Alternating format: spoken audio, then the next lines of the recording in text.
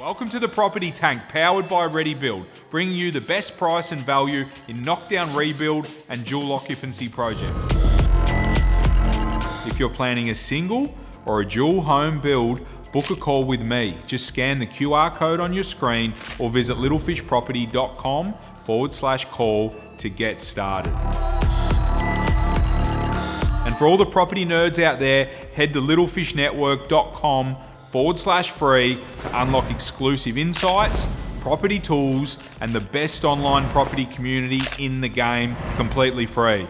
Let's get into the pod. Hey guys, finally here, the Property Tank. Every Monday afternoon, religiously, when you're driving home, put it on. It's fresh. We're filming it in the morning. It's coming out in the afternoon. Our amazing team, Power and Bon, editing it and getting it out to you guys. So talking about what's happening on the weekend, what we're expecting to happen that week, the RBA's meeting, talking about clearance rates, talking about big trending stories out there in the property market.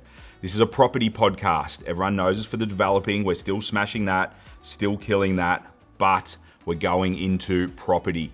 Broader brush, more relatable, and bringing all you guys, all our amazing community, all that information.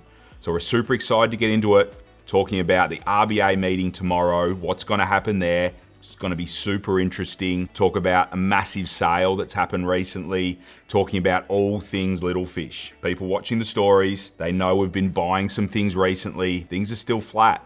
So we're buying things before auction and getting that strategy in place to make sure that we're catching other people unawares and getting property for our clients. All right, guys, let's get into some stats. Clearance rates. Where were they at over the last week, the last 7 days? 66% clearance rate over the weekend based on 729 auction results available. Now, this is from REA. I'm getting this information. Non-auction sales over 1,000. So super interesting.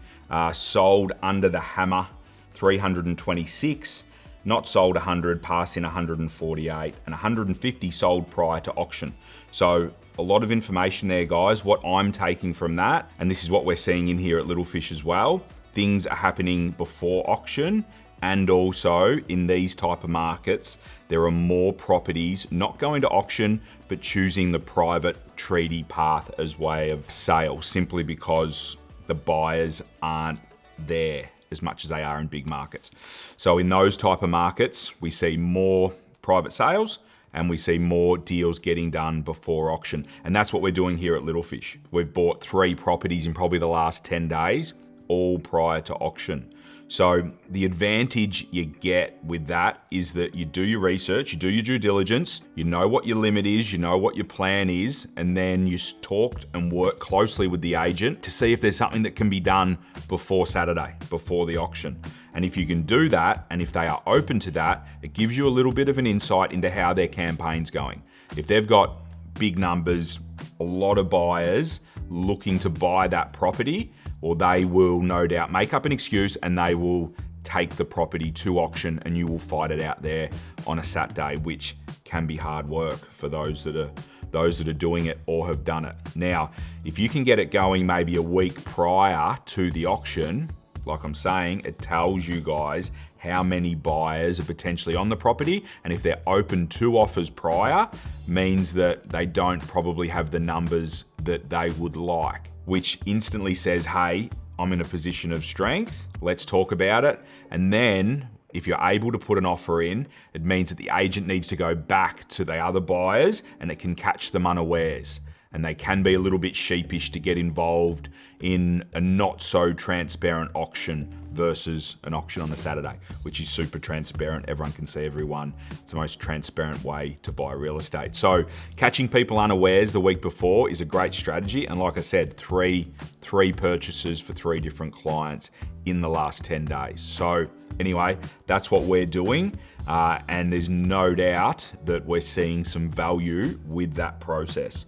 A month ago, 3 weeks ago, Gav got blown out of the water down in Doncaster East at auction. Property went heaps over quoted range, couple of $100,000 over reserve. It was obvious that it wasn't worth that, but people were competing, and that's what the result was. And Gav walked away, and then we looked to buy something else. And then he went and bought something for cheaper that just didn't have the volume or the density of buyers on it. So anyway, moral of the story there is don't be afraid to talk to the agent, say, hey, can we do something prior? Okay, so that's that. Clearance rates and what we're seeing buying some properties as well to develop. Obviously, we've got our townhouses. We've got a few townhouses for sale at the moment. We're seeing good numbers through those opens, which is exciting. You know, not to say it's going crazy, but the numbers that people are coming out again this time of year. I think there is a pent up and built up energy of people looking to buy real estate. Sentiment's low.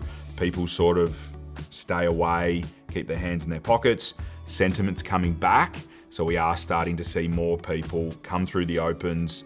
Not to say there's heaps of buyers. We sold one in Williamstown a week ago. We had one buyer on it.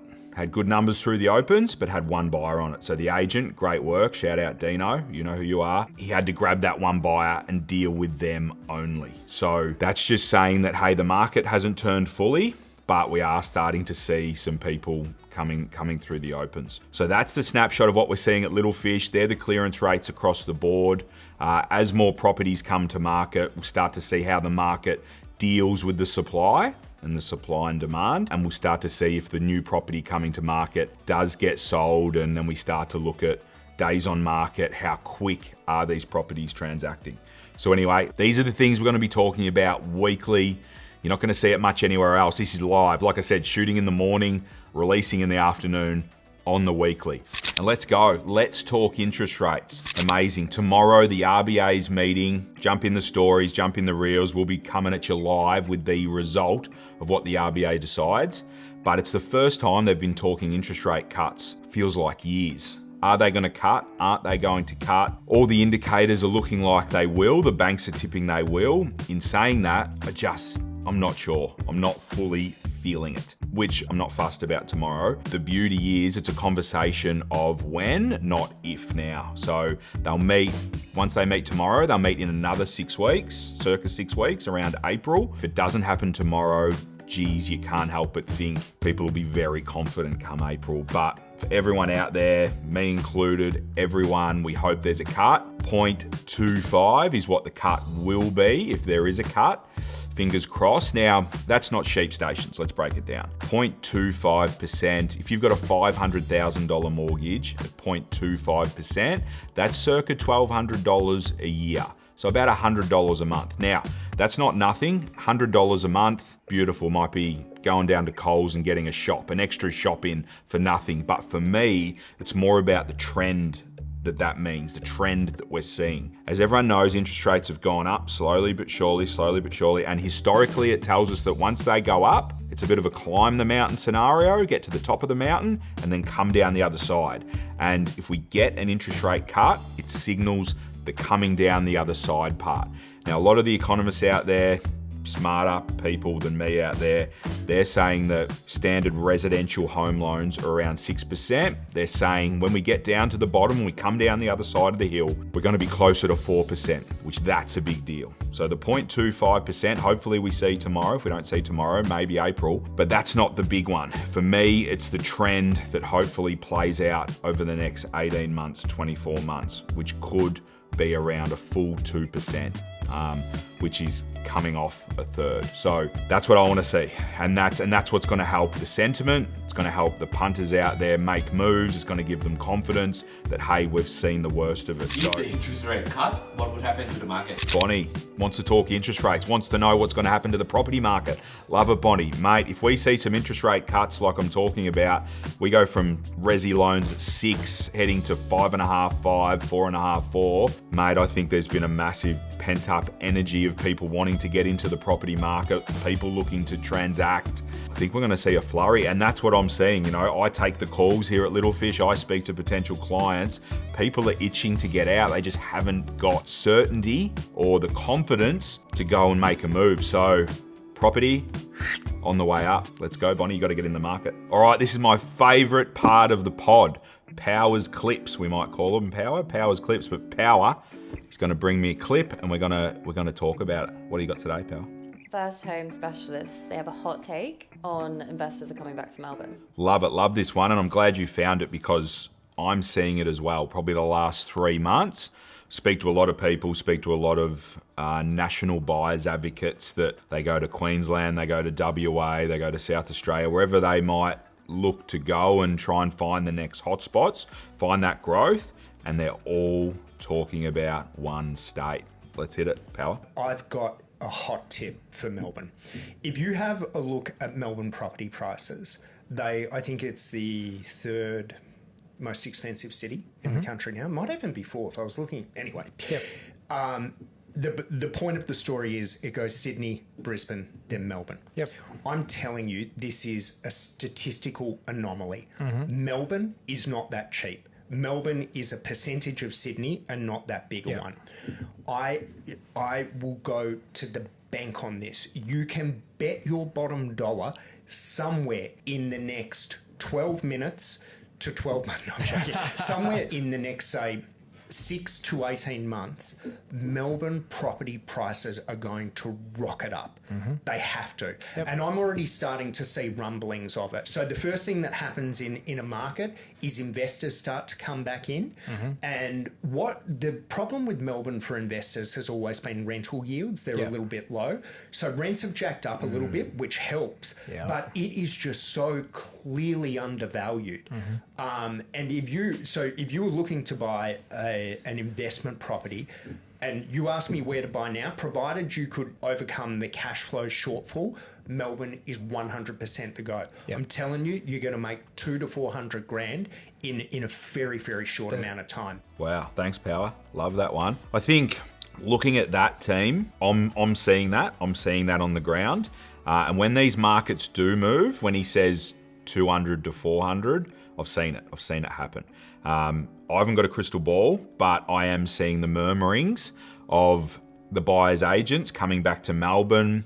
They run pretty heavy analysis and statistics on what's next and what's undervalued.